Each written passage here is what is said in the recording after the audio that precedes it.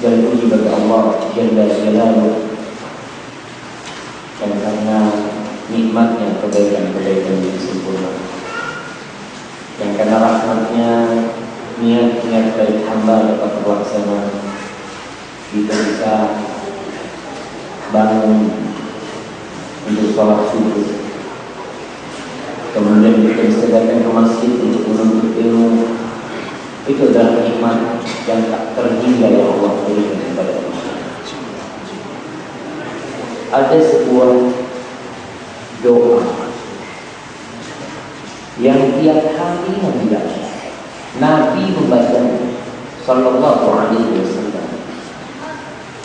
Beliau membaca, Allahumma inni as'aluka ilman nafi'an wa rizqan thayyiban wa amalan mutaqabbal.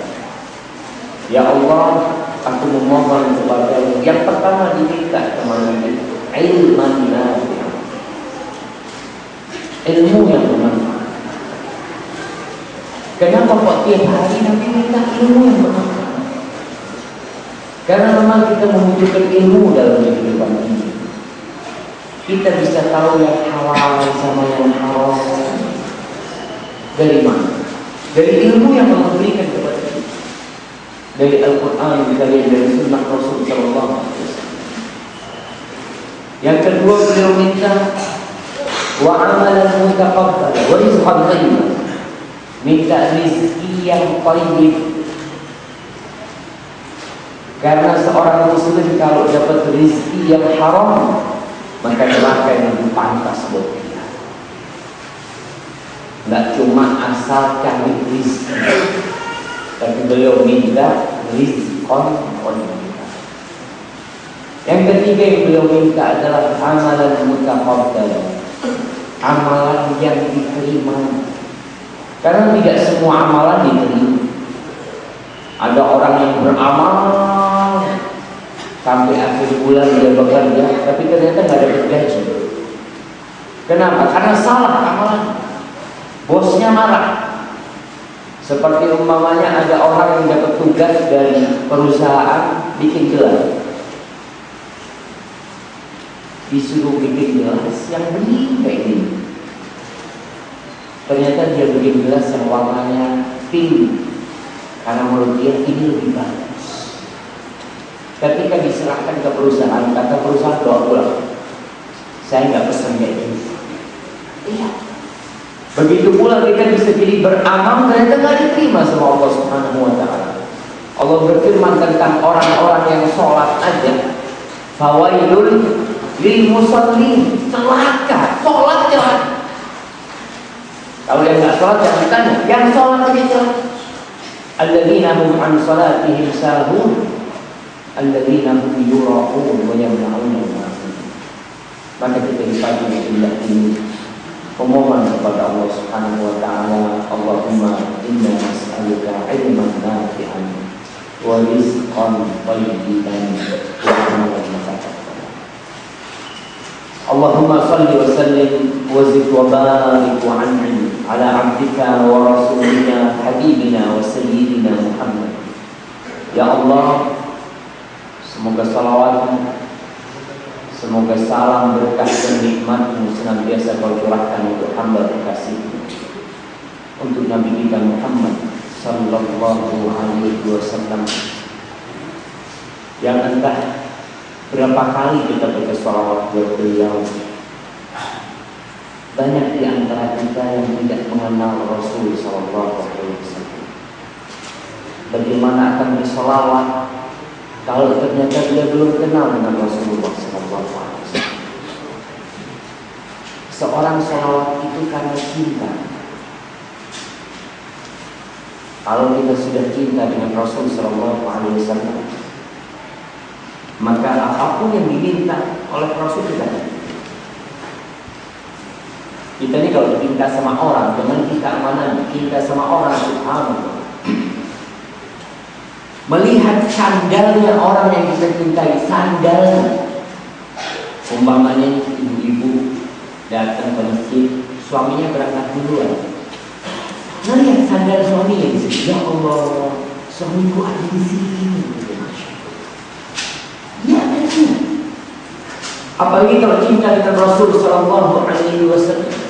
Pernah seorang sahabat Ubay bin Ka'ab, dia datang kepada Rasul Sallallahu Alaihi Wasallam. Dia datang mau curhat.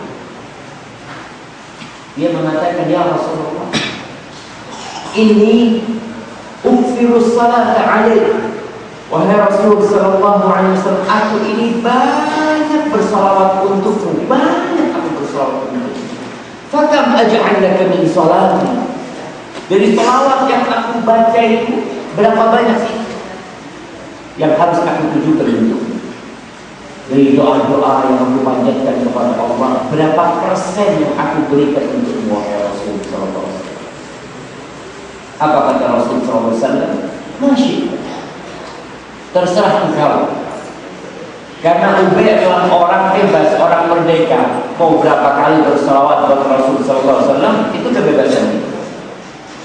Lalu Ubay mengatakan, lupa Rasul Sallallahu Alaihi Wasallam, gimana kalau seperempat doaku isinya salawat untuk? Kata Rasul Sallallahu Alaihi Wasallam, masyidda fa in zidda fa huwa khair. Terserah. Tapi kalau kau tambahkan, itu lebih baik. Lalu Ubay mengatakan, idan nisfa. Kalau itu setengah, separuh doa-doa yang kupanjatkan isinya salawat untuk kau, wahai Rasul Sallallahu Alaihi Wasallam. Apa kata Rasul Sallallahu Alaihi Wasallam? Ma syi'ta fa in zidta fa huwa khair. Terserah engkau. Tapi kalau kau tambahin, itu lebih baik. Akhirnya Ubay mengatakan, dulu saja. Gimana Rasul kalau 2/3? Terjadi tawar-menawar antara seorang kekasih dengan kekasih. Seorang Ubay yang cinta kepada Rasul Sallallahu Alaihi Wasallam, dia berbicara dengan kekasihnya Nabi Muhammad Sallallahu Alaihi Wasallam. Apa kata Rasul Sallallahu Alaihi Wasallam? Masih terserah engkau. Mau 2/3, mau 1/4, mau setengah, mau 2/3, terserah engkau. Tapi kalau kau tambahin, itu lebih baik. Akhirnya Ubay tidak punya pilihan. Kata Ubay bin Ka'ab yang mengatakan, idzan aj'al laka min salati kullaha. Kalau begitu Rasul, semua doaku isinya salawat. Semua doa. Maka Rasul Sallallahu Alaihi Wasallam mengatakan kepada Ubay, idzan, kalau itu yang kau lakukan, tukfahammak wa yaghfirullahu laka dzambak. Kalau itu yang kau lakukan Ubay, maka segala kesusahan, segala kegundahan, segala kegalauan itu akan dihilangkan dari hati, akan hilang dari hati kita. Itu di dunia yang namanya kebahagiaan dunia itu apa sih? Kita nih doa Rabbana atina fid dunya hasanah. Apa sih kebahagiaan dunia? Bapak-bapak, ibu-ibu nih yang biasanya mencari kebahagiaan. Apa sih artinya kebahagiaan? Banyak duit, rumahnya mewah, mobilnya Masya Allah. Belum tentu. Tidak sedikit orang yang banyak duitnya gak bisa tidur. Bisa dibayangkan, tukang becak. Nggak tahu, saya di Semarang kok jarang melihat tukang becak, karena jalannya naik gunung ya. Saya ngomong kemarin, ini kalau ada tukang becak, waduh, gimana naik gunung? Kalau turunnya nggak apa-apa, aman. Kalau naik, tukang becak di atas becaknya duduk sebentar, tidur, bisa mengantuk ya, Masya Allah. Ada orang yang duitnya bertumpuk-tumpuk di atas kasur yang mewah, sampai hampir subuh gak bisa tidur kecuali minum obat tidur. Apa itu kebahagiaan? Tidak. Kebahagiaan itu nih suatu kedamaian yang kita rasakan di dalam itu kebahagiaan. Dan kita kalau minta Rabbana atina fid dunya, ingin bahagia di dunia, banyak salawat kepada Rasulullah SAW. Karena dia mengatakan tufaham, selesai itu, Allah hilangkan itu kegundahan dari hati. Yang kedua, pahala yang akan diberikan kepada orang yang banyak bersalawat. Wa yaghfirullahu laka, dosa-dosamu diampuni. Itu fil akhirati hasanah, dosanya diampuni, masih surga. Maka dengan banyak bersalawat kepada Rasul sallallahu alaihi wasallam. Kita jalan, kita lagi kerja, memain kerja. Ada orang yang bekerja, kerjanya nunggu. Dia nunggu aja. Ada yang nunggu SIM, pencet. Biasanya ngapain? Sambil menunggu main game. Diganti sambil menunggu bersalat. Sallallahu alaihi wasallam. Subhanallah. Ibu-ibu yang bisa kerja di dapur, kerjanya seorang wanita itu rata-rata ya nunggu apa? Nunggu anaknya bangun, nunggu anaknya pulang sekolah, nunggu suaminya pulang kerja, nunggu masakan matang, nunggu ngantuk. Isinya nunggu semua. Dia sudah sambil goreng, Allahumma sholli wa sallim ala Muhammad. Sambil nyisirin anaknya. Ada ibu-ibu yang masya Allah telaten cari kutu anaknya. Itu Bismillah sambil sholawat. Allahumma sholli wa sallim ala Muhammad. Dapat satu. Allahumma sholli wa sallim ala Muhammad. Itu sebanyak kutu yang didapat sholawat kita. Nah, kita harus tahu Nabi itu tidak butuh dengan salawat kita. Nggak butuh sama salawat kita. Kenapa Nabi nggak butuh? Kita yang butuh dengan salawat itu. Karena Allah Jalla Jalla menciptakan langit 7 lapis. Itu sudah bersalawat buat Nabi. Malaikat-malaikat Allah yang tidak pernah berbuat dosa, nggak pernah berbuat isya, yang jumlah mereka tak terhingga. Yang kata Rasulullah sallallahu alaihi wasallam, "Aqatis samaa wa huqqalaha an ta'id ma min mawdi'i shibrin aw mawdi'i anda'i asabi illa wa malakun sajid." Kata Rasulullah SAW, langit itu merintih. Dan pantas langit itu merintih. Tidak ada satupun tempat di langit seluas sejengkal atau 4 jari. Kecuali di situ ada malaikat yang sedang sujud. Seluruh malaikat Allah itu bersolawat buat Rasul Sallallahu Alaihi Wasallam. Terus buat apa solawat kita? Kita yang banyak dosanya, yang kita sering lupa. Allah Subhanahu wa taala berfirman, "Innallaha wa malaikatahu yusalluna 'alan nabi." Sesungguhnya Allah dan malaikatnya bersolawat buat Nabi. Lalu Allah mengajak kita untuk tenggelam dalam salawat Allah dan salawat Rasul dan salawat malaikatnya. Allah mengatakan, "Ya ayyuhalladzina amanu sallu alaihi wa sallimu taslima." Wahai orang-orang yang beriman. Bapak-bapak, ibu-ibu rahimakumullah. Kalau kita baca di Al-Qur'an, ya ayyuhalladzina amanu, berhenti. Dengarkan. Kalau enggak punya Quran terjemahan, cari Quran terjemahan.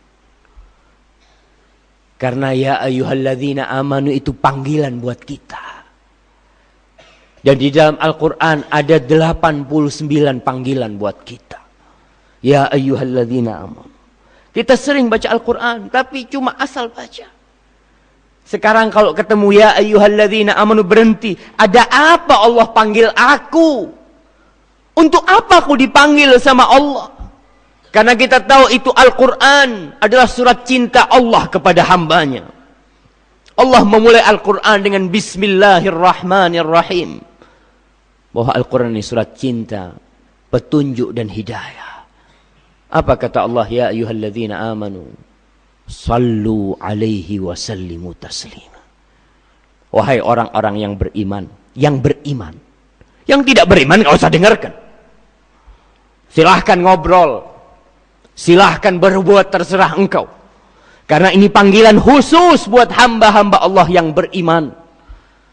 Wahai orang-orang yang beriman, bersolawatlah dan bersalamlah buat Rasulullah sallallahu alaihi wasallam. Maka ma'asyiral muslimin, semoga salawat itu bersambung buat Rasul sallallahu alaihi wasallam. Terus kita baca salawat. Kita memuji Allah atas nikmatnya. Tapi kita bisa ngerti Islam ini juga karena diutusnya Rasul sallallahu alaihi wasallam. Hari-hari kita, langkah-langkah kita, desahan nafas kita isi dengan salawat untuk Rasul sallallahu alaihi wasallam. Kalau ngelihat orang mobilnya mewah, rumahnya indah, baca apa? Masya Allah kan, seperti itu. Sambil salawat. Allahumma salli wa sallim ala Muhammad. Ya Allah, mudah-mudahan aku dapat rezeki seperti itu. Salawat terus. Tukfa hammak wa yughfar laka dzambuk. Selesai. Kegundahan di hatimu akan dihilangkan, dosamu akan diampunin. Al-bakhil. Rasul sallallahu alaihi wasallam mengatakan orang yang pelit, orang yang kikir. Siapa? Apakah orang yang ketika ada kotak amal enggak ngasih? Biasa. Biasanya kalau ada kotak amal lewat, Masya Allah jemaah, itu yang dicari uang besar apa uang kecil? Uang kecil, yang kecil-kecil. Kalau nggak ada uang kecil nggak jadi ngasih. Jadi dompetnya dimasukin lagi, dilihat, nggak ada. Lewat, Masya Allah, Masya Allah. Itu pelit, tapi ada yang lebih pelit dari itu. Kata Rasul sallallahu alaihi wasallam, al-bakhil, yang disebut orang pelit, alladzi dzukirtu 'indah falam yusalli 'alayya. Dia adalah orang yang namaku disebut di sisi dia, dia tidak bersolawat kepada aku. Dengar nama Muhammad, diam. Subhanallah. Dengar nama Muhammad, ucapkan sallallahu alaihi wasallam. Allahumma salli wa sallim alaihi. Nabi kita Muhammad masih diam semuanya. Ucapkan sallallahu alaihi wasallam. Tapi memang ada orang-orang yang pelit, ada jemaah. Mungkin belum biasa bersolawat buat Rasul sallallahu alaihi wasallam. Maka sekali lagi semoga salawat dan salam senantiasa tercurahkan untuk Rasulullah sallallahu alaihi wasallam. Dan semoga salawat itu bersambung untuk keluarga Nabi, untuk istri-istri Rasulullah sallallahu alaihi wasallam, untuk ibunda Khadijah, untuk Aisyah, untuk Hafsah, untuk Saudah, untuk Juwairiyah, untuk Zainab, untuk Maimunah, untuk Ummu Salamah, untuk Ummu Habibah. Semoga salawat itu bersambung untuk mereka dan juga untuk putra-putri Rasulullah sallallahu alaihi wasallam. Untuk Ruqayyah, untuk Ummu Kalthum, untuk Zainab, untuk Fatimah Az-Zahra, putri Rasul sallallahu alaihi wasallam, dan untuk cucu Nabi, untuk Hasan dan Husain dan anak keturunan mereka. Dan semoga salawat itu bersambung untuk para sahabat Nabi yang mereka dipilih oleh Allah untuk mendampingi Rasulnya menyampaikan agama Allah ini. Mereka berjuang sampai titik darah penghabisan. Untuk Abu Bakar As-Siddiq, untuk Umar bin Khattab, untuk Uthman bin Affan dan Ali bin Abi Thalib radhiyallahu taala anhum ajma'in. Amma ba'd. Ma'asyiral muslimin, para ustadz, para imam, khususnya para kiai dan para jamaah rahimakumullah. Alhamdulillah saya bersyukur bisa sampai ke tempat ini, bisa berkumpul dengan bapak-bapak dan ibu-ibu untuk nu'min sa'ah untuk menambah keimanan kita. Karena tidak sedikit di antara kita yang 24 jam cari dunia. Dari pagi sampai sore yang dicari dunia. Sampai ibadahnya pun untuk dunia. Nggak cari akhirat. Dia beranggapan bahwasanya kehidupan ini tidak akan selesai. Padahal siapa yang tidak mati? Yang kaya mati, yang pejabat mati, yang presiden mati, semuanya mati. Tapi kenapa kita kok nggak siap-siap untuk kematian itu sendiri? Kita yang dicari, subhanallah. Pagi bangun tidur, apa yang dilihat? Kalau ibu-ibu, bapak-bapak yang tua mungkin belum. Yang anak-anak muda biasanya bangun tidur yang dibuka HP. Lihat ada SMS, ada apa? Bangun tidur itu yang dibaca Nabi apa sih? Alhamdulillah alladzi ahyana ba'dama amatana wa ilaihin nusyur. Segala puji bagi Allah Jalla Jalaluh yang menghidupkan kami setelah Dia mematikan kami. Mati kita tidur itu jamaah. Wa ilaihin nusyur, kepadanya akan kembali kita jamaah. Jadi kita bangun tidur disuruh ingat mati. Bangun tidur. Mau tidur, baca apa? Bismikallahumma amut wa ahya. Ya Allah, dengan namamu aku mati dan dengan namamu aku hidup. Jadi semua kehidupan kita diingatkan kalau kita ini bukan penduduk dunia. Bukan. Kita ini penduduk surga. Karena kita mengetahui bapak kita pertama kali ditaruh di mana? Di surga. Nabi Adam di surga. Gara-gara satu dosa diturunkan dari surga. Apa mungkin kita dengan 10 dosa masuk surga jemaah? Dosanya Nabi Adam apa sih? Berzina. Meninggalkan sholat. Tidak. Ya Allah, Nabi Adam itu cuma nggak boleh makan pohon, buah dari sebuah pohon, cuma itu, dan beliau ambil. Ini sebagai pertanda bahwa kita untuk kembali ke akhirat itu, kembali ke surga itu butuh perjuangan. Nggak gampang. Ada seorang ustadz, seorang syekh besar. Suatu hari saya duduk bersama dia. Baru kenal, dia cerita, dari mana ente? Kata dia. Saya dari Indonesia, Syekh. Katanya, oh Masya Allah, saya sudah sampai ke Indonesia. Dia udah keliling dunia. Lalu kita tanya, Syekh, bisa kau kasih kita faedah? Kau keliling dunia itu, apa pelajaran yang paling mengesan dalam kehidupan? Kata Syekh, manusia tidak ada puasnya. Yang aku dapat pelajaran di sana. Aku berjumpa dengan berbagai macam manusia, semuanya tidak ada puas. Itu manusia. Ana lihat ketidakpuasan mereka, kata Syekh, karena mereka bukan penduduk bumi. Bukan. Apapun yang didapat manusia, berapapun yang dikumpulkan oleh manusia, dia tidak akan pernah puas.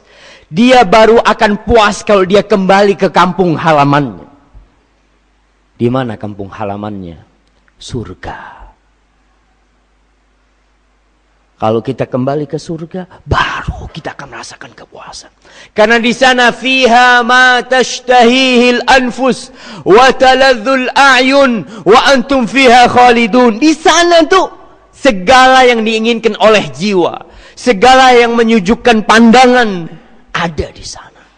Dan yang lebih dari itu, wa antum fiha khalidun, kalian akan kekal di dalamnya.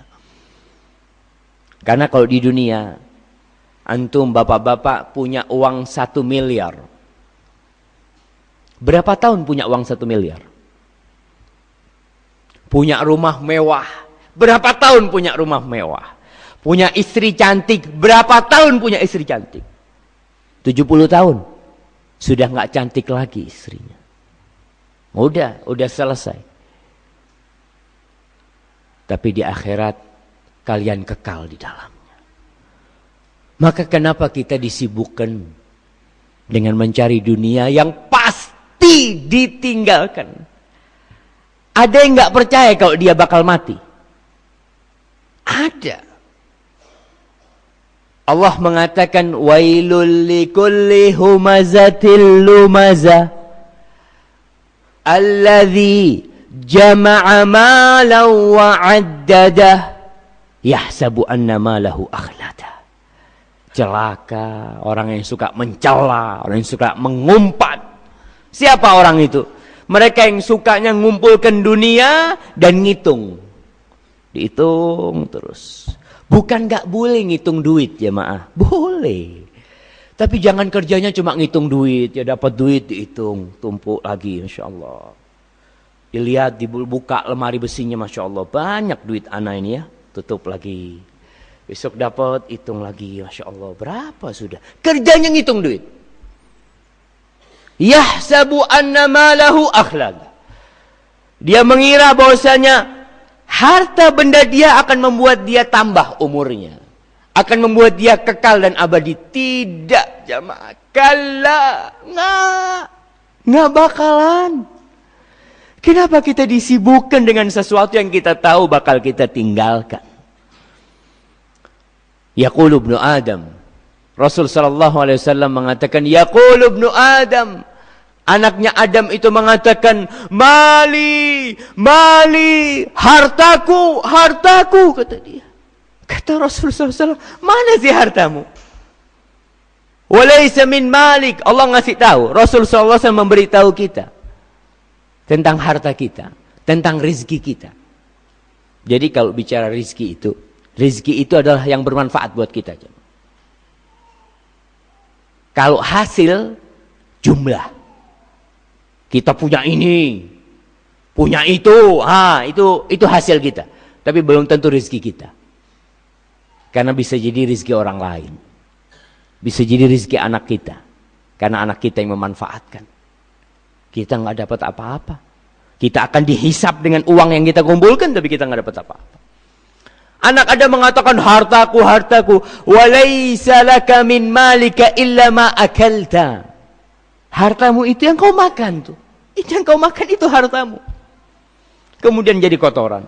Wa ma labista fa ablait. Yang kau pakai. Kemudian usang bajunya jadi rusak. Itu rezekimu, itu hartamu.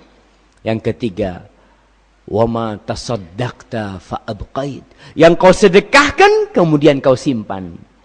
Jadi pada hakikatnya orang yang bersedekah adalah orang yang menabung.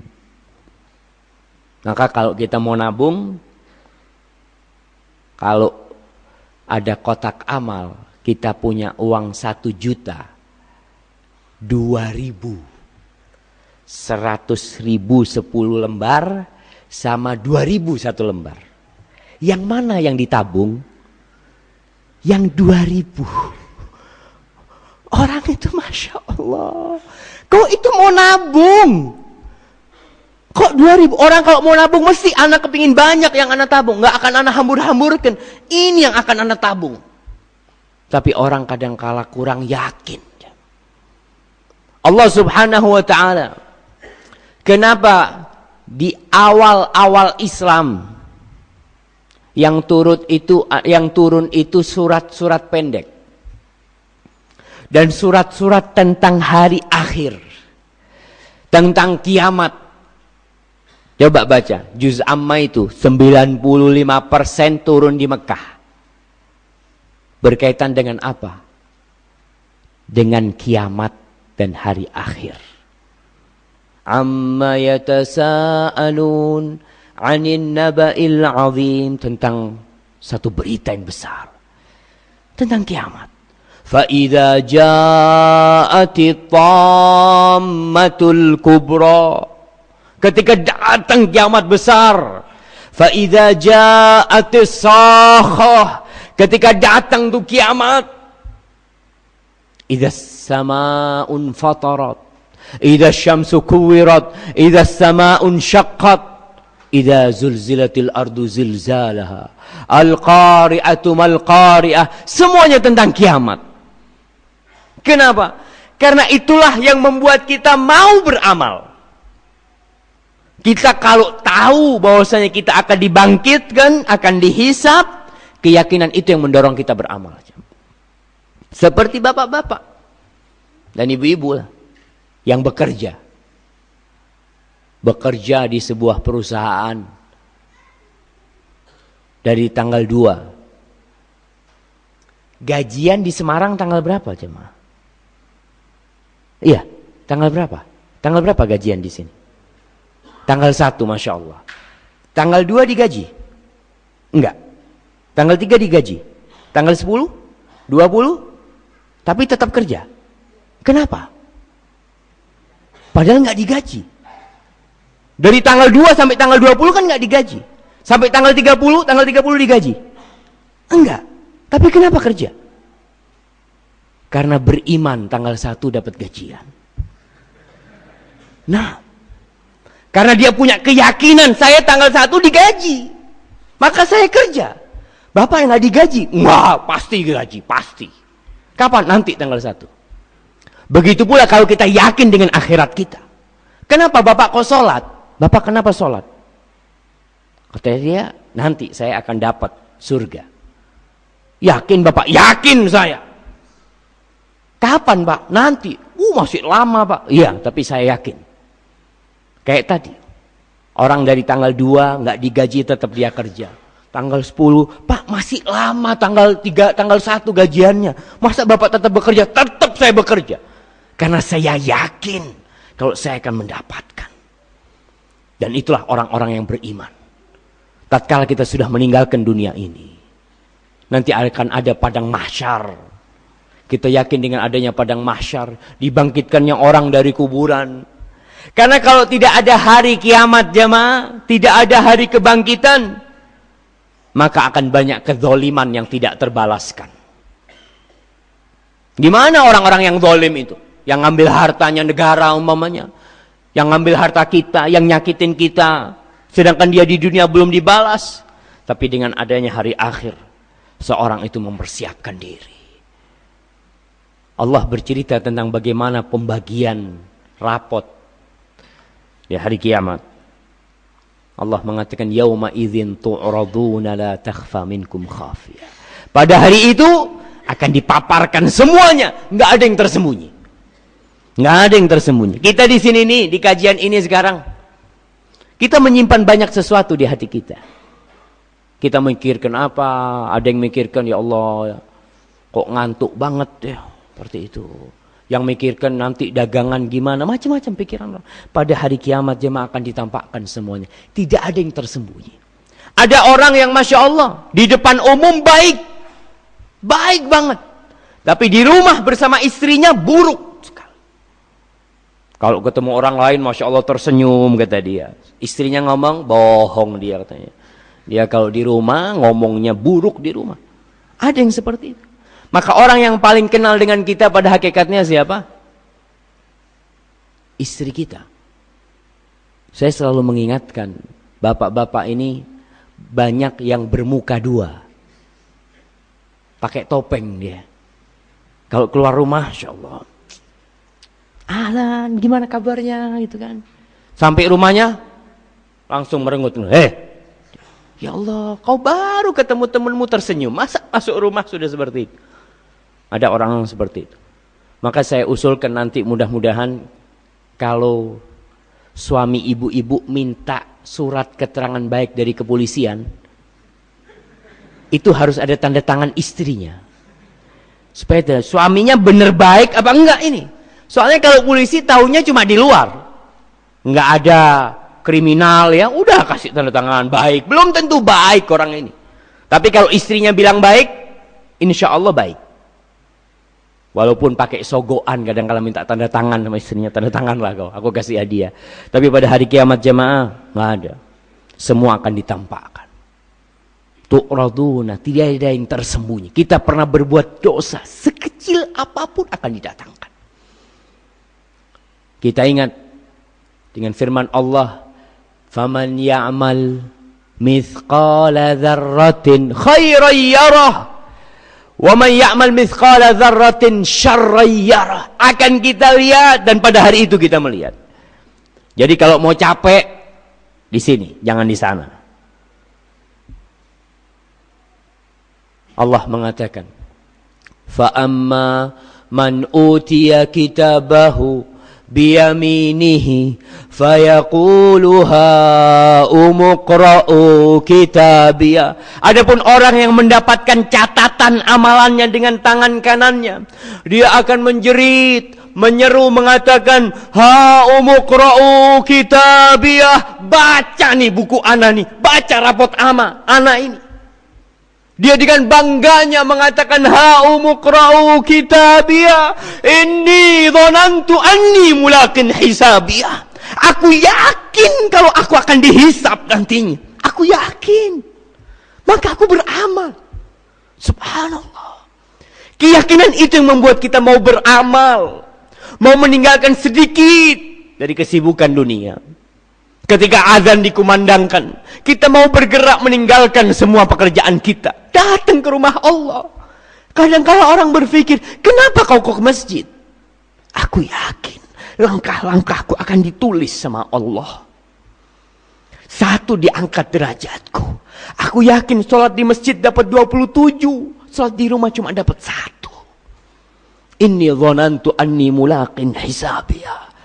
Fahuwa fi 'ishatir radiyah, fi jannatin 'aliyah. Maka orang yang seperti ini berada dalam kehidupan yang diridhai. Maka para jamaah, kita tinggal mempersiapkan diri kita. Adapun yang mendapatkan catatannya dengan tangan kirinya. Wa amma man utiya kitabahu bishimalihi fayaqulu ya laitani lam uta kitabiyah wa ma adri ma hisabiyah ya laitaha kanatil qadiyah ma aghna anni maliyah halaka anni sultaniyah. Adapun orang yang dapat catatannya dengan tangan kirinya, dia mengatakan, andai kata aku enggak dapat bukunya ini. Karena dia merasa nggak yakin dengan hisab itu. Walam adri ma hisabi, aku nggak perlu tahu apa yang di dalamnya. Karena dia sudah tahu. Kalau nerima dengan tangan kirinya, maka neraka tempat dia. Lalu dia mengatakan, ma aghna anni maliyah. Hartaku nggak berguna buat aku. Nggak berguna.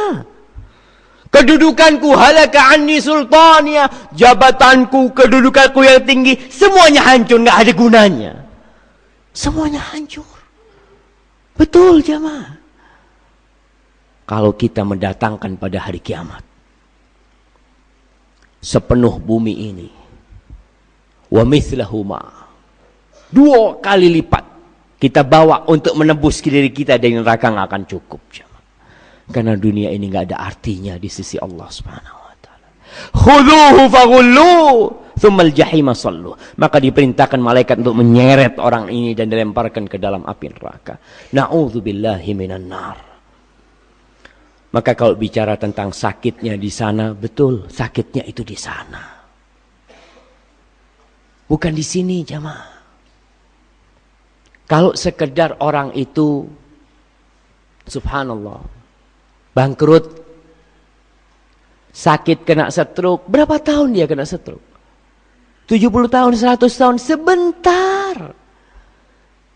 Coba kita lihat orang-orang yang sudah umurnya 70 tahun.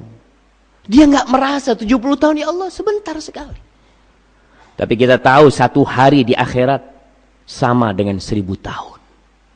Wa inna yawman 'inda rabbika ka'alfi sanatin mimma ta'uddun. Satu hari di sisi Allah itu sama dengan 1000 tahun kalian.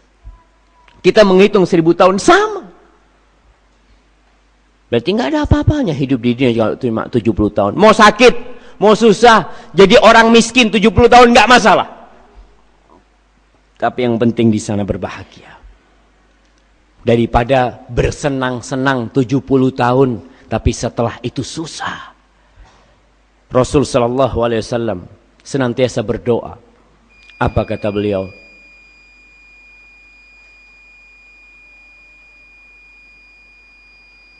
Ini disuruh berhenti apa? Insyaallah. Oh bukan. Ana izin minum jamaah ya. Bismillah. Sambil nunggu suaranya berhenti.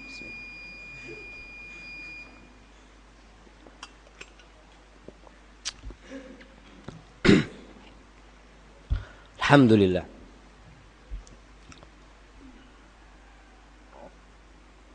Sampai di mana barusan ya Allah? Sakitnya di sana. Iya, sakitnya di sana memang. Iya, kehidupan kita. Berapa tahun kita di dunia? 70 tahun. Kalau 70 tahun kita itu di atas ranjang sakit, enggak masalah. Nabi senantiasa berdoa. Iya, doa Nabi itu yang saya lupa. Beliau mengatakan, "Wala taj'al musibatana fi dinina. Wala taj'alid dunya akbar hammina, wala mablagha ilmina." Ya Allah, jangan jadikan musibah itu di agama kami, ya Allah. Kalau musibahnya di rumah, musibahnya di usaha, aman. Musibahnya di kelaparan, mungkin ujungnya mati. Tapi kalau musibahnya di agama, neraka tempatnya, jamaah. Kita bisa bayangkan. Tatkala kita membayangkan neraka, seharusnya orang yang paling sering ingat neraka itu ibu-ibu. Karena dia sering berinteraksi dengan api. Bayangkan ibu-ibu kalau goreng ikan seger ya, mujair tuh, sreng. Berapa lama jemaah? Sebentar sudah seperti itu wujudnya. Bayangkan kalau wajah ibu yang dimasukkan ke sana. Bayangkan kalau kita ini ada yang dorong ya, yang dorong kemudian memasukkan 2 menit aja, 2 menit. Subhanallah. Bagaimana kalau kekal dan abadi di dalamnya? Dan api dunia ini cuma 1/70 api akhirat. Nggak ada apa-apanya sama api akhirat. Nabi mengatakan jangan jadikan musibah buat kami itu di agama kami. Wala taj'alid dunya akbar hammina. Jangan jadikan dunia itu adalah ambisi kita yang terakhir. Karena orang yang menjadikan dunia sebagai ambisi dia tersiksa hidupnya di dunia dan di akhirat. Rasul sallallahu alaihi wasallam mengatakan, "Man kanatid dunya hammahu, ja'alallahu faqrahu baina 'ainaihi." Barang siapa yang menjadikan dunia itu ambisi dia, Allah akan menjadikan kefakiran itu di depan mata dia. Orang yang berambisi dunia adalah orang paling miskin di muka bumi. Itu azab dari Allah. Jadi dia kaya tapi miskin. Buktinya apa? Ya mungkin salah satu bukti. Kita melihat orang-orang kaya yang ambisinya dunia. Ada kuli bangunan ikut asuransi jemaah. Saya mau mengasuransikan sepeda saya ini Pak, kata dia. Ini supaya nanti kalau tabrakan ada yang gantiin. Ada yang asuransikan? Nggak ada. Tapi orang yang mobilnya Alphard, asuransi. Asuransi jamaah. Rumahnya mewah, mungkin hartanya bisa dimakan 7 keturunan. Ikut asuransi jamaah. Kenapa ikut asuransi? Karena dia takut miskin. Dia takut miskin. Nanti gimana kalau pas tabrakan saya nggak punya uang? Nanti gimana kalau saya pas mati anak-anak sekolahnya gimana? Semua kemiskinan itu terus menghantui dia. Padahal hartanya sudah banyak, maka dia jadi dihantui oleh kemiskinan. Wa farraqa alaihi syamlah, urusannya ribet. Urusannya nggak ada yang mudah. Banyak orang kaya yang belum bisa berangkat haji. Tidak sedikit orang miskin yang berangkat haji. Kok bisa? Saya ingat di Jember punya tetangga ibu-ibu tua, rumahnya itu sangat sederhana. Pagernya dari kayu, dari bambu pagernya. Rumahnya itu rumah paling terakhir, sebelahnya sudah sawah. Saya biasa jahit baju di tempat ibu itu. Satu hari sama istri ke sana, tanya, "Mbah kemana?" Ada anaknya cerita, "Mbah berangkat umroh." Masya Allah, bisa berangkat umroh, kata dia. Saya lihat Masya Allah. Padahal banyak yang lebih kaya dari dia nggak berangkat umroh. Kenapa? Karena takut miskin. Tapi kalau orang akhirat jadi ambisi dia, aman kehidupan dia. Walam ya'tihi minad dunya illa ma qaddara lahu. Tuh orang yang ambisinya dunia, tidak akan datang dunia kecuali yang sudah Allah takdirkan buat dia. Para jamaah, bukan berarti orang kaya itu cinta dunia, bukan berarti. Nggak mesti. Karena ada orang miskin yang ambisinya dunia. Selalu menghayalnya itu dunia, saya kepingin ini, kepingin itu, ada. Maka bukan identik orang kaya itu dengan dunia, tidak. Adapun orang yang menjadikan akhirat sebagai ambisi dan tujuannya. Ja'alallahu ghinahu fi qalbih. Allah akan menjadikan kekayaan di dia itu di hatinya. Hatinya yang kaya. Dia tidak akan pernah takut bersedekah. Kata dia bismillah. Rasul mengatakan kepada Bilal, anfik ya Bilal. Wala takhsha min dhil arsy iqlala. Bilal, keluarkan kau. Kau jangan takut dari Allah yang memiliki arsy itu, dari kekurangan, jangan takut. Karena orang yang ambisinya akhirat, subhanallah ya. Saya ingat dengan cerita di Solo, Masya Allah, itu orang kaya. Kalau beli baju 2, kalau ngasih belanja istrinya 2. Ngasih belanja istrinya, umpamanya 3 juta, 3 juta dikasihkan ke yayasan yatim piatu. Sama. Beli mobil 2. Anak-anaknya sampai menegur bapaknya, Pak, kalau baju 2 nggak apa-apa, tapi mobil 2 Pak, jangan, itu dia. Mobilnya buat anak-anaknya aja gitu kan. Apa kata bapaknya? Nah, bapak ini bukan hanya pingin pakai baju di dunia. Bapak ingin, ayah ingin pakai baju di akhirat juga. Ayah tidak ingin cuma naik mobil di dunia, di akhirat nanti jalan kaki. Abah juga ingin di akhirat nanti bisa naik mobil. Subhanallah. Jadi dia jadikan tujuannya itu akhirat. Orang Islam harus kaya. Dan kita harapkan semua yang ada di masjid ini jadi orang-orang kaya. Tapi yang jadi hambanya akhirat. Bukan kaya jadi budak dunia. Nggak enak jadi budak dunia. Budak akhirat. Allah mengatakan wabtaghi fima ataqallaha ad-daral akhirah wa la tansa nasibaka minad dunya. Allah mengatakan carilah dengan apa yang Allah berikan kepadamu akhirat. Cari akhirat. Allah ngasih rezeki akhirat, wa la tansa nasibaka minad dunya. Jangan lupa bagianmu kau hidup di dunia. Kita butuh ongkos. Jangan bersedekah terus, anaknya melarat. Istrinya nggak dikasih belanja. Karena ada orang yang Masya Allah, dia mungkin, wah tenanglah, Allah yang bakal ngasih. Iya, Allah yang bakal ngasih. Tapi Allah mewajibkan kepadamu untuk memberikan nafkah kepada anak dan istrimu. Kasih nafkah kepada anak dan istrimu. Ma'asyiral muslimin, kembali. Orang ini yang menjadi anak akhirat, ambisinya akhirat. Apa yang akan Allah berikan kepada dia? Jama' alaihi syamlah. Urusannya akan Allah sederhanakan, enggak ruwet urusannya dia. Wa atathu dunya wa hiya raghimah. Dunia akan datang mengejar dia, sedangkan dunia itu enggak mau. Dipaksa untuk mendatangi orang itu. Dan realita membuktikan. Kita lihat orang-orang yang menjadi orang-orang baik dalam dunia ini. Orang-orang yang suka bersedekah, yang amal kebajikannya Masya Allah. Dunia Allah buka buat dia. Saya juga masih ingat dengan kisah jemaah haji. Dari Kediri insya Allah. Atau dari Madiun. Ana masih lupa dengan.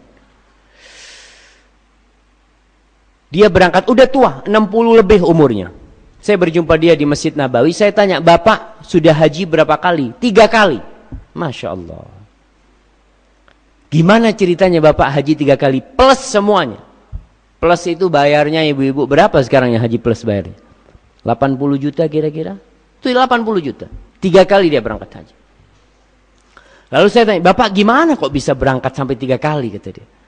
Dia cerita, waktu pertama kali saya berangkat haji. Pulang dari haji saya ngomong, cukup saya haji sekali. Kalau saya punya rezeki, saya mau bangun masjid di kampung. Akhirnya saya pulang Ustaz, sampai kampung dapat rezeki. Saya bangun masjid. selesai masjidnya sudah jadi, rizki itu masih datang. Maka saya daftar haji lagi. Udah nggak berangkat haji. Yang kedua, setelah yang kedua saya ngomong, sudah cukup 2 kali saya berangkat haji. Kalau saya punya rizki, saya akan ngaspal jalan di kampung. Dia ingin berbuat baik kepada orang-orang di kampungnya. Dan begitulah seorang muslim. Seorang muslim itu tidak hanya hablum minallah, tapi hablum minannasnya harus baik. Dia niat setelah haji dia mau ngaspal jalan. Saya aspal jalan di kampung Ustaz, masih dikasih rizki sama Allah. Daftar haji lagi saya. Nggak takut miskin jamaah. Kita kalau sedekah takut. Berapa banyak orang yang mau berangkat haji mikir 80 juta. Masya Allah. Kalau dibuat modal, Masya Allah. Kita tahu bahwasanya beli mobil wajib apa enggak wajib? Enggak wajib beli mobil. Haji wajib apa enggak? Wajib. Tapi banyak orang lebih milih beli mobil daripada berangkat haji, kata dia. Padahal enggak wajib beli mobil. Boleh beli mobil, enggak haram beli mobil, enggak. Cuma kita supaya tahu nih, mana yang seharusnya kita lebih dahulukan. Kalau kita punya rezeki, mampu ya, dalam artian kita tidak melantarkan orang lain, berangkat haji. Itu orang nggak takut miskin, dan itu janji Allah Subhanahu wa taala. Kalau orang menjadikan ambisinya akhirat, dunia akan datang kepada dia, sedangkan dia menolak-nolak sudah datang terus ya. Ma'asyiral muslimin rahimakumullah, kembali kepada masalah musibah agama. Banyak orang kalau telat kerja, gajinya dipotong. Itu dia bingung ya, Masya Allah. Mungkin dia telat mengadakan pertemuan bisnis, seharusnya dapat untung 10 juta, hilang 10 juta. Dia akan marah-marah sama istrinya. Wah, gara-gara ente ini, kata dia. Ana jadi kehabisan keuntungan itu, kata dia. Masya Allah. Tapi tidak sedikit orang yang kehilangan 2 rakaat sebelum subuh, biasa-biasa aja. Padahal 2 rakaat sebelum subuh itu, kata Rasul sallallahu alaihi wasallam, rakaatul fajri khairun minad dunya wa ma fiha. 2 rakaat sebelum subuh, qabliyah subuh itu lebih baik dari dunia dan isinya, jemaah. Lebih baik dari dunia dan isinya. Kita sering ketinggalan itu biasa. Nggak ada masalah. Tapi kehilangan keuntungan 1 juta saja kita sudah muring-muring. Kenapa? Karena kita nggak punya ilmu. Oh, ternyata 2 rakaat sebelum subuh itu lebih baik dari dunia dan isinya. Naam, jamaah. Lebih baik dari dunia dan isinya. Jadi kalau ada orang yang mau ngasih kita mobil Alphard, antara 2 nih, ente dapat mobil Alphard atau sholat 2 rakaat sebelum subuh. Kita milih mana? Milih Alphard kita saat ya, nggak apa-apa nggak 2 rakaat sebelum subuh. Karena kita ukurannya dunia. Ukurannya dunia, jamaah. Padahal kata Rasul lebih baik dari dunia dan isinya. Rasul sallallahu alaihi wasallam pernah, ya, Nabi itu orang kaya apa orang miskin, jemaah? Kaya apa miskin Nabi kita sallallahu alaihi wasallam? Miskin. Tapi beliau adalah orang yang paling baik, paling dermawan. Pernah kata Aisyah, berlalu rembulan. Datang rembulan selanjutnya. Kemudian datang rembulan selanjutnya. Walam yuqad fi baiti Rasulillah sallallahu alaihi wasallam nar. Dan di rumah Nabi kompornya enggak hidup. 2 bulan enggak hidup kompornya, jamaah. Tapi beliau sallallahu alaihi wasallam adalah orang yang paling berbahagia, jamaah.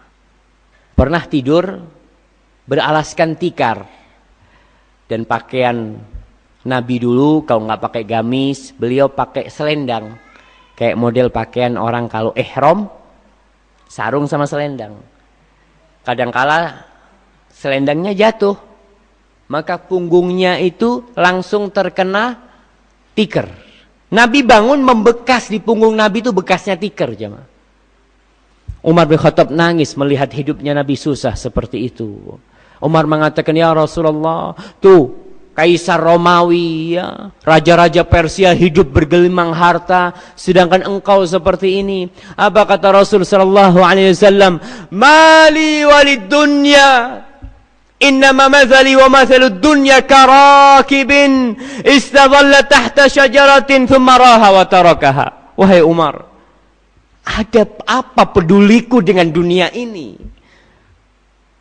Permisalan aku dengan dunia ini seperti seorang pengendara yang hendak melakukan perjalanan panjang. Kemudian dia berteduh di sebuah pohon sebentar, istirahat, lalu meninggalkan dunia. Meninggalkan pohon itu. Dan begitulah dunia ini. Nabi berapa tahun hidup di dunia? 63 tahun Hijriah, ya. Kalau Masehinya 61 tahun. Jadi kalau ada orang ngomong umur saya sekarang 63 kayak Nabi, beda. Karena Nabi hitungannya pakai Hijriah. Dan perbedaan antara Masehi dengan Hijriah kira-kira setiap 30 tahun itu 1 tahun. Jadi kalau Ashabul Kahfi berapa tahun di gua? 309 tahun itu Hijriah, pakai komar. Pakai rembulan ngitungnya. Kalau Masehi 300 tahun cuma mereka. Rasul hidup 63 tahun di dunia, di muka bumi ini. Lalu di kuburan beliau hidup berapa tahun? Berapa tahun beliau hidup di kuburan?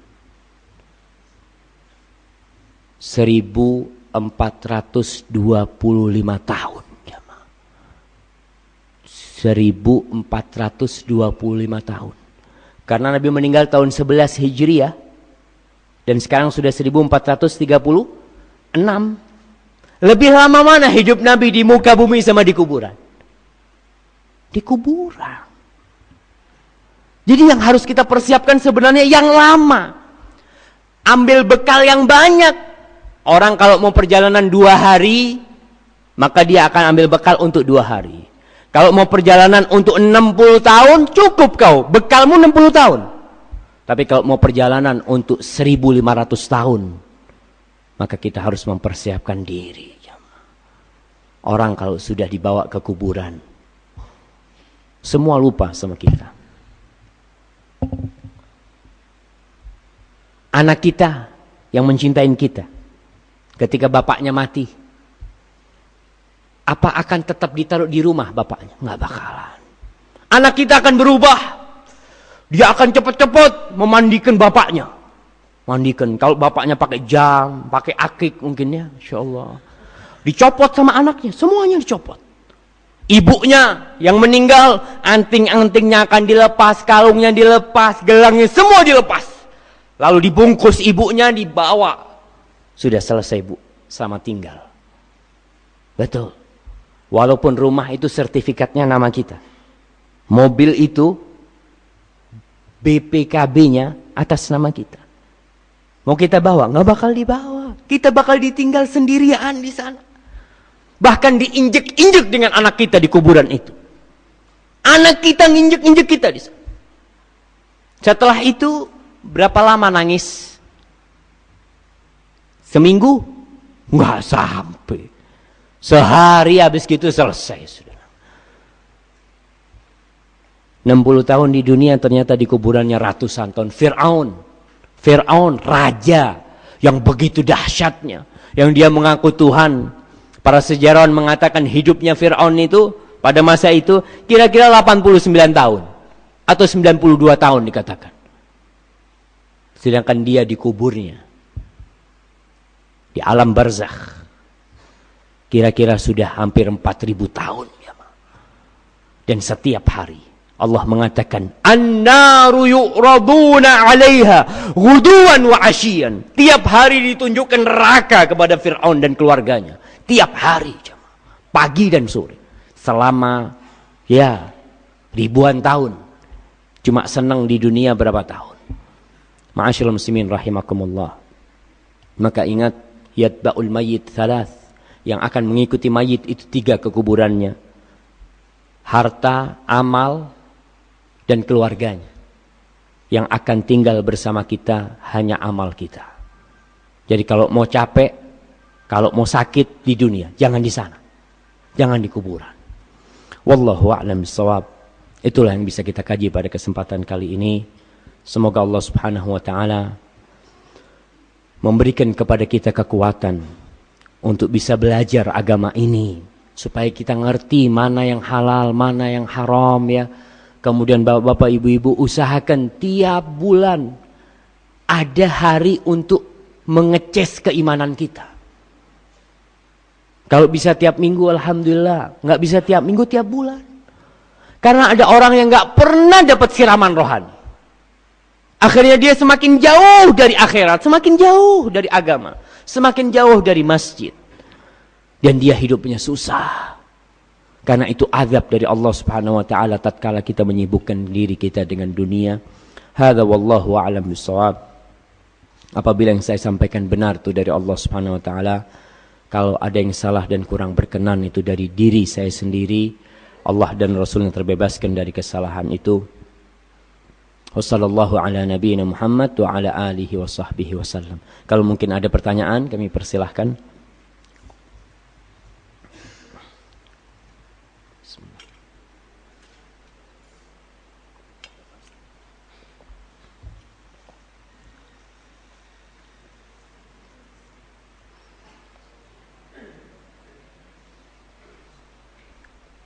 Masya Allah. Ini ada yang pertanyaannya niat jemaah. Karena di print. Jadi ditulis di rumah ini, Masya Allah. Ustaz, tolong nasihati untuk istri kami. Terutama istri saya yang paling cantik dan manis di masjid ini. Masya Allah. Bagaimana agar para istri bisa berakhlak semakin baik kepada suaminya? Nah, ibu-ibu nih. Banyak di antara kita menikah itu tidak tahu aturan pernikahan. Akhirnya yang ada dia tidak melaksanakan tugas dengan benar. Seperti seorang karyawan yang masuk ke perusahaan, tapi dia nggak tahu dengan tugas dia. Dia tidak akan bisa melakukan tugasnya. Bahkan mungkin 2 hari dipecat sama bosnya. Sudah, pulang kau. Karena tidak tahu dengan kewajiban dan tugas dia. Begitu pula banyak kita ini menikah asal seneng. Pokok seneng kawin, sudah seperti itu. Na'udzubillah min dzalik. Sehingga yang terjadi rumah tangga penuh dengan permasalahan. Kalau dikatakan tadi istri umpamanya, apa sih tugas istri? Istri bukan kepala rumah tangga. Jangan terpengaruh dengan televisi. Televisi itu kan ada propaganda gender, persamaan antara lelaki dengan perempuan. Apa sama lelaki dengan perempuan, ibu-ibu? Nggak sama. Nggak sama. Ibu-ibu itu diciptakan lebih perasa. Makanya kalau bapak-bapak suruh ngurusin anaknya, insya Allah tuh anak bakal digampar terus sama anaknya. Kita lihat guru TK, ada yang bapak-bapak. Guru TK, guru PAUD itu ya, mesti ibu-ibu. Karena ibu-ibu, Masya Allah ya. Tugasnya ibu-ibu berbeda dengan tugasnya bapak-bapak. Tugasnya suami mencari nafkah. Karena kalau tidak seperti ini, rusak kehidupannya. Kalau suami istri umpamanya memaksa untuk bekerja, semuanya bekerja. Di dunia ini semua suami istri bekerja. Siapa yang ngurus anak-anak? Pembantu. Pembantu emang bukan istrinya orang. Istrinya orang juga dia. Dia juga punya anak. Yang ngurus anaknya pembantu siapa? Bapaknya. Enggak. Bapaknya juga bekerja. Terus siapa yang ngurus? Enggak ada yang ngurus. Mungkin kakeknya. Mungkin neneknya yang sudah tua renta. Akhirnya muncul generasi-generasi yang kita lihat sekarang. Begal-begal itu umpamanya. Lahir dari mana sih begal itu? Dari planet Mars? Enggak. Lahirnya dari Indonesia sini. Dari rumah-rumah kita lahirnya. Dari bapak ibu yang dari Indonesia. Yang rata-rata mereka memang sibuk dengan dunianya, anaknya tidak diurusin. Itu yang terjadi. Oh enggak, harus persamaan laki dengan perempuan. Enggak mungkin sama. Umpamanya hamil, apa bisa gantian? Persamaan. Tahun ini anak yang hamil, tahun depan ente yang hamil. Enggak mungkin jamaah. Secara fisik enggak mungkin sama. Dan secara psikis enggak sama. Karena memang diciptakan keduanya ini untuk bisa melaksanakan tugasnya masing-masing. Tugas mencari nafkah 100% adalah tugas suami. 100%. Istri boleh mencari nafkah dengan izin suami. Kalau tidak, aku yang wajib memberikan nafkah kepadamu. Rasul SAW pernah ditanya, man khairun nisa? Siapakah wanita yang paling indah, yang paling baik? Kata Rasul SAW, allati idza nadharta ilaiha sarratka. Yang kalau kau memandang kepada dia sejuk hatimu, Masya Allah. Karena apa? Karena cantik? Belum tentu. Karena ada orang cantik yang membuat hati suaminya sakit. Tapi orang ini karena akhlaknya, karena perbuatan dia, karena dia pandai mempercantik dirinya. Ada wanita-wanita yang kulitnya putih gelap. Putih tapi gelap. Dia tidak cantik. Tapi setiap kali suaminya pulang, dia yang membukakan pintunya. Bang, Mas, Masya Allah udah datang Mas ya. Masya Allah. Kadang-kala ada istri-istri yang suaminya datang sambil goreng gitu ya. Terus rambutnya pakai yang apa biasanya? Roll ya. Sama pipinya putih-putih sini gitu. Oh, isteko Mas. Masya Allah itu dia. Ada. Suaminya datang, ya Allah kata dia. Kepingin keluar lagi tuh suaminya. Ngelihat istrinya kayak gitu. Kadang-kala tidak membuat hati tentram. Suami udah capek, lelah sampai rumah, yang dia harapkan itu buka pintu, aroma indah yang dia cium dari istrinya. Masya Allah, tambah cantik kau hari ini, Masya Allah. Subhanallah. Syarat kalau kau pandang dia, tentrem hatimu. Ingat, nggak harus fisiknya cantik. Tidak. Tapi dia pandai melayani suaminya. Sehingga suaminya kalau di luar minum kopi, Masya Allah, lebih enak kopi istriku. Masya Allah. Tapi kalau suaminya selantiasa minum kopinya pembantu, dia ketika makan minum kopi enak, Masya Allah, enakan kopi pembantuku, kata dia. Karena istrinya nggak pernah bikinin kopi sama dia. Maka harus ibu-ibu harus hati-hati. Jadilah orang yang menyenangkan hatinya. Yang kedua, wa idza amartaha ata'atka. Kalau kau suruh istrimu, dia patuh. Juga suami harus tahu diri. Kalau nyuruh istrinya itu, minta tolonglah.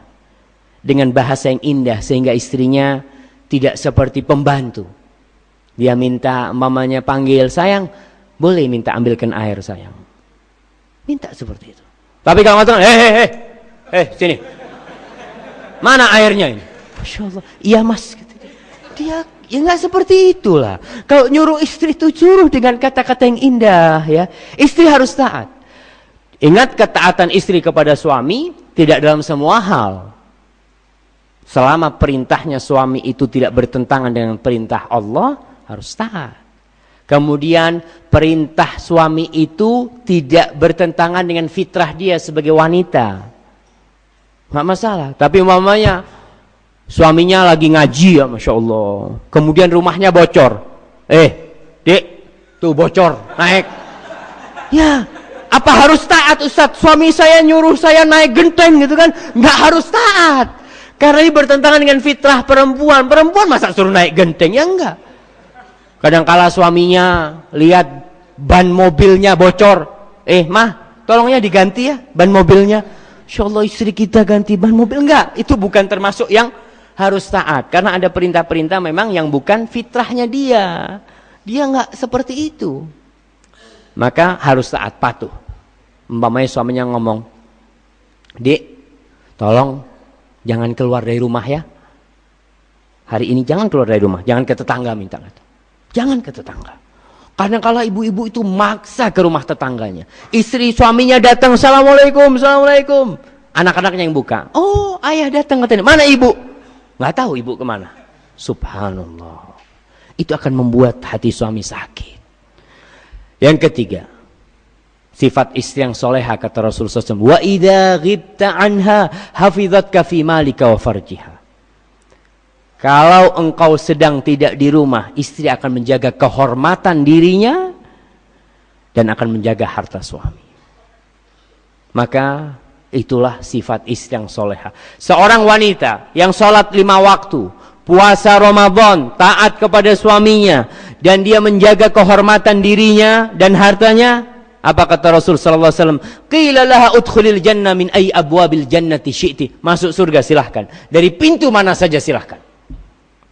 Asal dia memberikan hak-hak suaminya dan hak Allah pertama, kemudian hak-hak suaminya. Jadi seperti itu berkaitan dengan istri ya. Kemudian suami juga berusahalah untuk senantiasa berbuat baik kepada istrinya. Jangan memberikan, ada suami-suami yang ngasih semua uangnya kepada istrinya. Ada bapak-bapak? Ada enggak? Jadi semua gajinya, nih gaji saya sudah, ente yang ngurus. Tiap hari suaminya ngomong, Dek, minta uang bensin. Nih 3.000 kata dia. 3.000. Allah kata dia. Enggak masalah istri kita mengatur keuangan di rumah tangga, itu tidak masalah. Tapi ingat, seorang suami punya kewajiban bukan hanya kepada istrinya. Seorang suami punya kewajiban kepada orang tuanya. Dia harus memberikan nafkah kepada orang tuanya. Dia harus bantu orang tuanya. Kalau dia mungkin minta sama istrinya, Dek aku minta mau ngasih ibu. Itu akan membuat hati istri kita kadang kala ibu lagi gitu kan. Ada yang seperti itu istri-istri. Maka kita demi menjaga perasaan istri kita, kalau ngasih orang tua kita nggak perlu tahu istri kita. Boleh ibu-ibu. Diam semua ibu-ibu. Ustaz, harus lewat saya Ustaz. Enggak lah ibu-ibu. Karena ibu-ibu nanti akan menjadi seorang ibu, akan menjadi orang tua, dan anaknya akan menikah. Kita akan tahu bagaimana kalau anak lelaki kita dikuasain sama istrinya, sehingga lupa dengan kewajiban-kewajiban kepada orang tuanya. Itu sakit yang seperti itu. Wallahu a'lam bishawab. Nah, Ustadz, bagaimana jika orang tua kita punya hutang kepada orang lain, tetapi mereka sudah meninggal, sedangkan kita tidak tahu akad hutang tersebut? Kemudian disampaikan kepada orang-orang, bagi yang merasa pernah meminjami uang, bisa meminta pelunasan kepada anaknya. Akan tetapi tidak ada yang mendatangi anak tersebut. Bagaimana agar kita bisa membantu orang tua kita mengenali hutang tadi? Subhanallah jamaah ya. Ini tanda-tanda anak yang soleh ya. Anak-anak yang tidak hanya memikirkan dirinya. Karena sebagian orang kalau bagi warisan itu langsung bagi. Dia lupa dengan wasiat orang tuanya. Lupa dengan hutang-hutang orang tuanya. Subhanallah. Jabir bin Abdullah. Bukan Jabir bin Abdullah, afwan. Abdullah bin Zubair. Ketika bapaknya meninggal berpesan, anakku, bapak ini banyak utangnya. Harta bapak tinggal satu. Ada kebun di sana, sama tanah. Itu harta bapak. Kau lunasi hutang-hutang bapak. Kalau kau nggak mampu melunasi hutang-hutang bapak, kau minta tolong sama tuannya bapak. Anaknya nggak tahu. Siapa tuanmu, wahai ayahanda? Apa kata Zubair? Allah. Kalau kau nggak bisa bayar utang, minta tolong sama Allah. Subhanallah. Itu anaknya Zubair, Abdullah bin Zubair, terus diumumkan.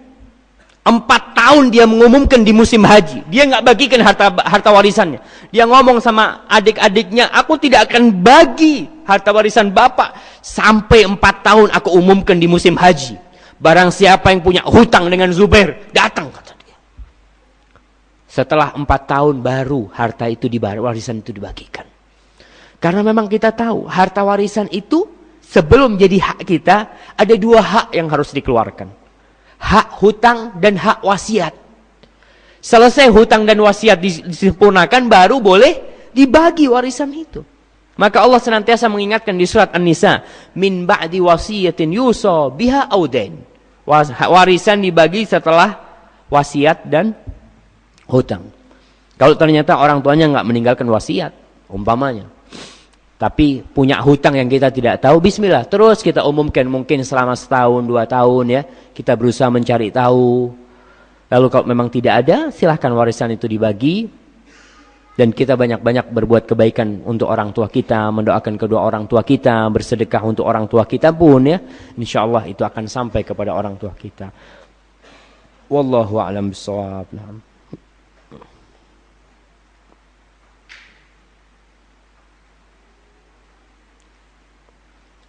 Nah,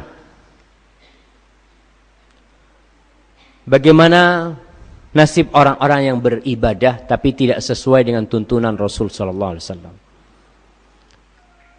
Jamaah, kebanyakan di antara kita tuh Islamnya keturunan.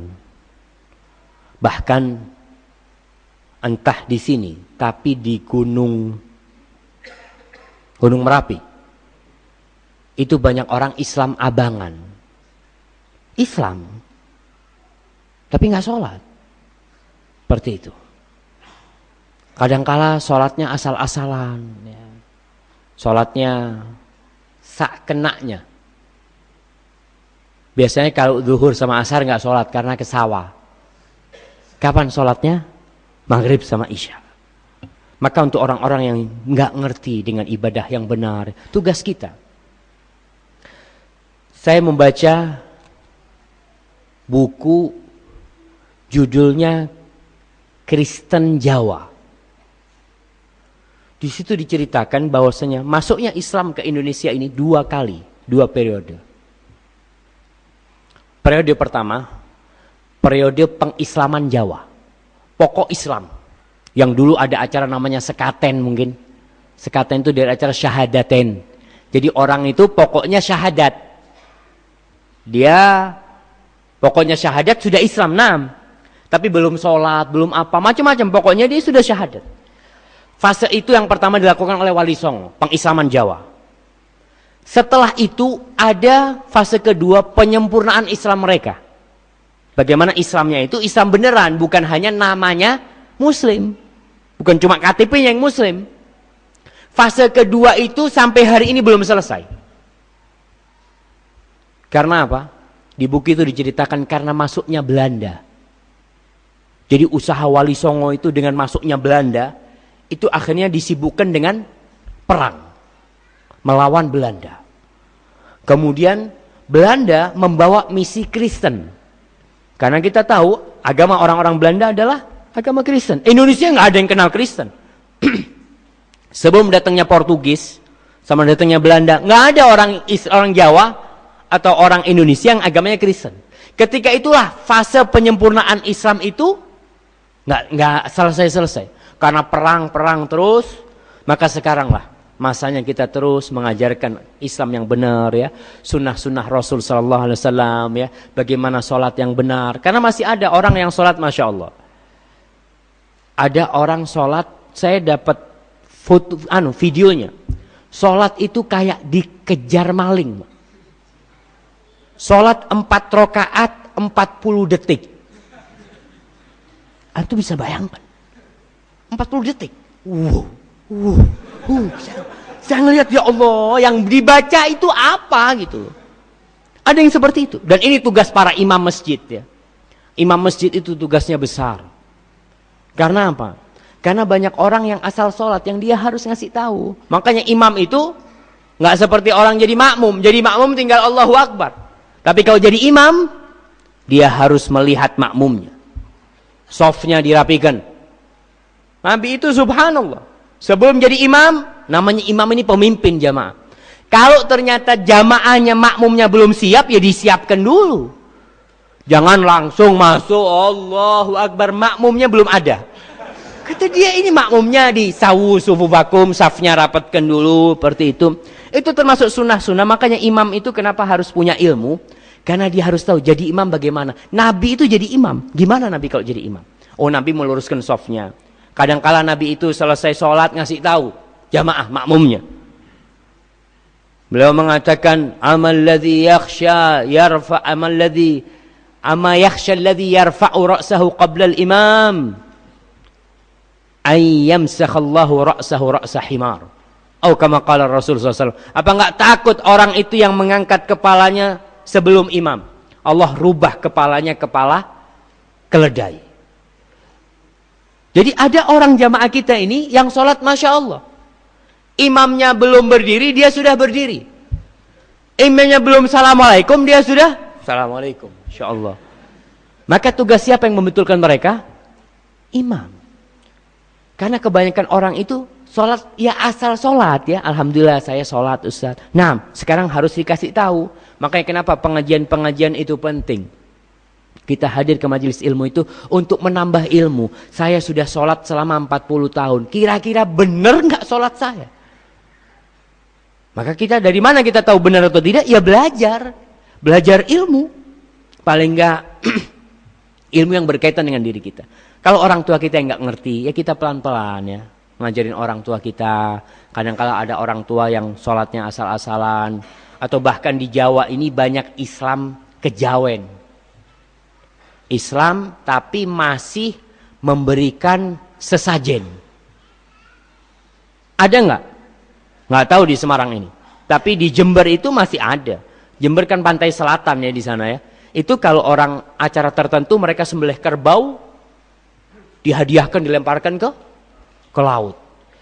Bayangkan yang nganter itu pakai topi haji, perempuannya pakai kerudung.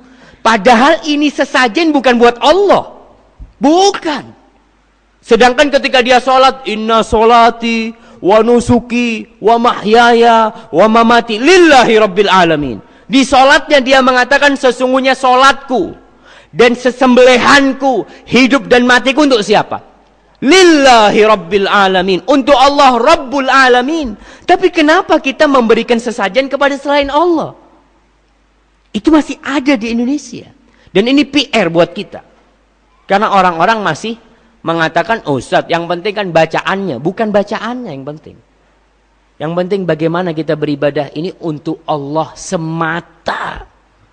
Sekali lagi tadi, yang usaha Wali Songo itu harus kita sempurnakan. Kita harus sekarang berusaha bersama-sama. Kalau memang dengan datangnya Belanda belum bisa pengajian-pengajian dulu sampai dikatakan nerjemahkan Al-Quran nggak boleh. Saya mau tanya, ada nggak terjemahan Al-Quran bahasa Jawa? Ada. Sudah dicetak. Sudah dicetak. Masya Allah. Tahun berapa dicetak? Nah, bisa tahu sudah ada Injil terjemahan bahasa Madura. Dulu pada zamannya Belanda. Jadi pada masa itu Belanda itu melarang bagaimana orang Islam itu tetap nggak ngerti dengan keislaman. Itu terjadi. Maka alhamdulillah kalau sudah ada terjemahan bahasa Jawa, bahasa Sunda ya, bahasa lain, karena memang kitab mereka itu sudah diterjemahkan. Maka kita harus belajar, harus ngerti. Ya tadi dengan usaha bersama-sama. Para imam masjid, para takmir masjid, bismillah bagaimana masjidnya makmur. Saya ingat dengan seorang kiai dari Kediri. Ketemu haji dia ngomong. Subhanallah. Dia ingin mengamalkan di Mekah Madinah itu kadangkala kalau habis subuh atau habis asar membaca kitab Riyadhus Shalihin karya Imam Nawawi. Riyadhus Shalihin baca satu hadis, dua hadis sama terjemahannya selesai. Pak Kiai itu saya ingin mempraktekkan di Indonesia supaya jemaah yang sholat itu pulang dapat ilmu tiap hari. Kalau baca satu hadis atau satu ayat tiap hari diterjemahkan. Umpamanya tiap hari menerjemahkan surat Yasin. Yasin wal Qur'anil Hakim. Tiap hari 3 ayat. Selesai sholat dibacakan. Nih artinya. Seperti ini. Jadi pulang orang punya ilmu. Nanti selesai kita membaca juz amma. Umpamanya arti dari juz amma itu dibacakan tiap hari. Imamnya mungkin kalau untuk ceramah tidak semua imam bisa. Tapi kalau sekedar baca insya Allah bisa. Orang Quran terjemahan ada, mau kitab Riyadhus Shalihin punya Imam Nawawi, itu dibaca supaya orang Islam ini kembali kepada agama Allah dan ngerti agamanya. Demi menyempurnakan dia dakwah Wali Songo dahulu yang mereka menyebarkan Islam dengan fase pengislaman aja. Jadi pokok Islam. Makanya ada juga Islam yang iling. Kenapa nggak sholat? Yang penting kan iling, Ustaz. Subhanallah. Ya itu termasuk pemahaman-pemahaman yang harus dibenarkan. Masya Allah. Khusyuk itu apa dan cara menerapkannya dalam setiap ibadah kita, terutama dalam sholat. Ini kayaknya sampai jam 7 gitu aja, Pak. Ya, bicara tentang khusyuk. Khusyuk itu adalah ketundukan hati kita dan kehadirannya dalam ibadah itu. Hati kita tunduk dan hadir di dalam sholat itu. Jadi ada orang sholat, kita akan dapat pahala dari sholat kita yang hati kita ada dalam sholat itu. Kata Nabi, ada orang yang sholat, sallallahu alaihi wasallam, cuma dapat separuhnya pahalanya. Ada yang dapat sepertiganya, ada yang dapat sepersepuluhnya, ada yang tidak dapat apa-apa. Sholat tapi nggak dapat apa-apa. Karena mulai Allahu Akbar sampai at-tahiyat dia nggak ada. Ketika imamnya assalamualaikum, lagi sholat saya, waalaikumsalam, seperti itu. Ada orang yang pikirannya nggak dalam sholat, jemaah. Maka khusyuk itulah khusyuk. Bagaimana cara mendapatkan khusyuk? Salah satunya dengan kita mempersiapkan hati kita. Adanya sholat qobliyah itu membantu kita untuk khusyuk. Kemudian bapak-bapak berangkat ke masjid itu membantu khusyuk. Karena apa? Dengan dia berangkat ke masjid, dia sudah mempersiapkan hatinya untuk sholat. Beda dengan kalau di rumah, baru Allahu Akbar, ting nong, sopo. Jadi kita sudah kondisinya, tapi kalau di masjid, Masya Allah. Makanya di masjid kenapa selalu dikasih HP harap dimatikan? Karena mengganggu. Orang ke masjid itu kepingin khusyuk dia di sini, kepingin tenang. Kalau ada suara-suara seperti itu, dengan adanya qobliyah, kemudian memahami maknanya ya. Kita yang sholat mamanya selama 30 tahun nggak tahu sama artinya Al-Fatihah. Maka dibaca, apa sih artinya? Iyyaka na'budu wa iyyaka nasta'in. Sampai ketika tahu kita artinya Allah. Iyyaka na'bud. Kepadamu kami mengabdi. Kepadamu kami beribadah. Kepadamu kami menyembah. Dan hanya kepadamu kami minta pertolongan. Ketika kita punya permasalahan. Dan kita sampai ke ayat itu akan semakin khusyuk. Karena kita tahu ya Allah yang bisa menyelesaikan masalahku cuma Engkau ya Allah. Cuma Engkau. Maka itu akan membantu kita lebih khusyuk. Bacaan, ruku, sujudnya ya. Kemudian bagaimana kita mencontoh salatnya Rasul sallallahu alaihi wasallam. Barakallahu fikum. Ya Allah. Nah. Ini pertanyaannya butuh satu pengajian semua jemaah. Ini ada yang satu pertanyaan 3, yang satu Ustaz mohon penjelasan secara ringkas bagaimana nadhor, khidbah, kemudian sampai walimah. Masya Allah. Kayaknya ini nanti kita usahakan bisa terus berjumpa dalam kajian-kajian seperti ini. Semoga masjid-masjid ini dan masjid-masjid yang ada di daerah apa namanya ini? Gunung Pati ya. Mudah-mudahan masjid-masjid itu bisa makmur dengan orang-orang yang sholat ya. Dengan orang-orang yang mengaji. Dengan seperti itu umat Islam bisa jaya dan tidak diinjak-injak oleh orang-orang non-muslim seperti itu. Hadza wallahu a'lam bishawab. Mohon maaf atas sebagian pertanyaan yang mungkin tidak bisa dijawab. Sekali lagi saya mohon maaf kalau ada kata-kata yang kurang berkenan. Semoga kita dikumpulkan bersama kembali kalau tidak di dunia di surga Allah Subhanahu wa taala. Subhana rabbika rabbil izzati amma yasifun wa salamun alal mursalin walhamdulillahi rabbil alamin. Wassalamu alaikum warahmatullahi wabarakatuh.